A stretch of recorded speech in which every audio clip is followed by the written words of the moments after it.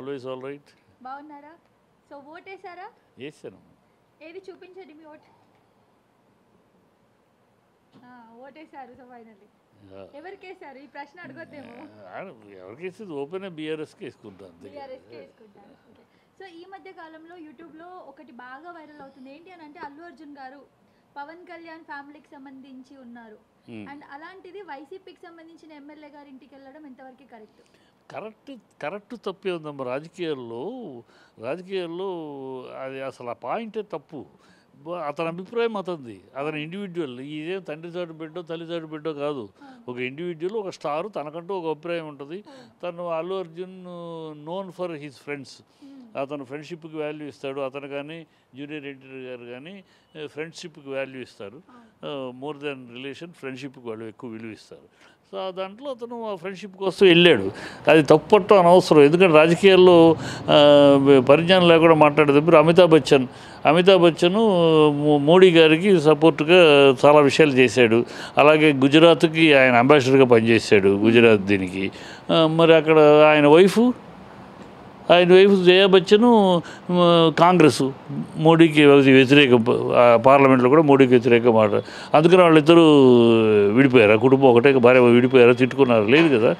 రాజకీయ నేపథ్యంలో ఎవరి అభిప్రాయాలు వాళ్ళకుంటే, ఎవరి సిద్ధాంతాలకి అతను ఫ్రెండ్షిప్ కోసం వెళ్ళాడు. సో దాన్ని తప్పుపట్టమో దాని గురించి మాట్లాడటమో కూడా అనవసరంగా నాగబాబు గారు నేను అనవసరంగా ఎలక్షన్ అయిపోయినాక ఒక స్టేట్మెంట్ ఇవ్వటం అది తప్పది. అది స్టేట్మెంట్ ఇవ్వటం వల్ల ఏమవుద్ది, మంచి కన్నా చెడు జరుగుద్ది. ఏంటంటే ఇద్దరు రామ్ చరణ్ ఫ్యాన్స్, అల్లు అర్జున్ ఫ్యాన్స్ ఇప్పుడు కొట్టుకుంటున్నారు. తిరిగి ఎందుకు? అది అవసరమా? అది నష్టం ఎవరికి? వాళ్ళిద్దరు కొట్టుకుంటుంటే ఎవరికి నష్టం? మీకే కదా నష్టం. అది తెలుసుకోకుండా తొందరపడి వెళ్ళాడు. ఓకే, అతని అభిప్రాయం అది అని గౌరవంగా వదిలేసి ఉంటే అమితాబ్ బచ్చన్, జయా బచ్చన్ వేరు పార్టీ లేరా? ఎంతమంది ఇప్పుడు కంటెస్ట్ చేస్తున్న ఎన్నికల్లోనూ ఇక్కడ కానీ అక్కడ కానీ చూస్తే ఎన్ని చోట్ల అన్నదమ్ములు వేరే పార్టీలు, తండ్రి కొడుకులు వేరే పార్టీలు, ఎంతమంది లేరు? అది రాజకీయంలో ఉంటుంది. దాన్ని అలా జెంట్లుగా చూసుకుని వెళ్ళిపోవాలి తప్పితే దాని మీద విమర్శలు చేయడం తప్పు. అవును, అవసరం కాదు. అదే చెప్తా. అనవసరంగా దాన్ని పెంచుకుని లేనిపోని రాజకీయాల్లో ఒక అభిప్రాయాలు ఒకరికి ఉంటాయి. ఎవరి అభిప్రాయానికి ఒకరికి ఉంటాయి. ఎవరి అభిప్రాయాన్ని గౌరవించడం మనం తెలుసుకోవాలి తప్పితే నాకే ఉండాలి, నా పక్కనే ఉండాలి అనుకుంటంలో కరెక్ట్ కాదు. అది అల్లు అర్జున్ అయినా ఎవరైనా సరే అది దాన్ని తప్పు పట్టడం నేను అంగీకరించాను. ఎందుకంటే దేశం అంటే వాళ్ళకి రాజకీయంగా దేశంలో పరిస్థితులు తెలియక మాట్లాడటం అనిపిస్తుంది నాకైతే. ఇక్కడ అమితాబ్ బచ్చన్ గారు గొప్ప కాదు కదా. అమితాబ్ బచ్చన్ మోడీకి ఫేవర్గా మాట్లాడుతూ ఉంటే పార్లమెంట్లో జయా బచ్చన్ కాంగ్రెస్ సపోర్ట్గా 8. సో అందుకని వాళ్ళిద్దరూ విడిపోలేదు, తిట్టుకోలేదు, దాని మీద కమెంట్ ఏం చేయలేదు. It's okay, it's all right అనుకున్నారు అంతే. అలా అనుకోవాలి తప్పితే ఇక్కడ దాన్ని ఏదో ఒక పెద్ద ఇష్యూగా చేసి పెద్ద గొడవగా మాట్లాడటం.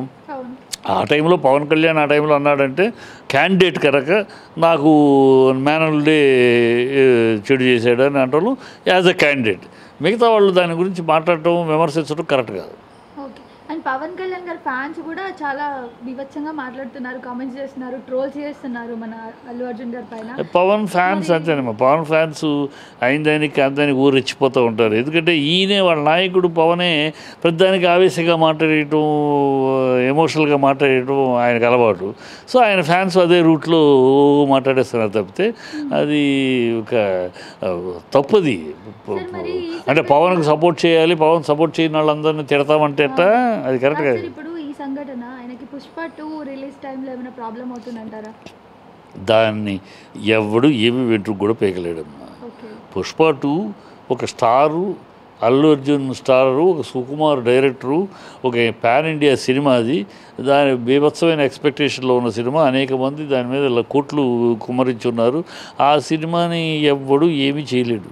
అది సినిమా బాగా లేకపోతే తప్పితే బాగోలేదు అంటానికి ఆస్కారం లేదు. కానీ సుకుమార్ మామూలు డైరెక్టర్ కాదు.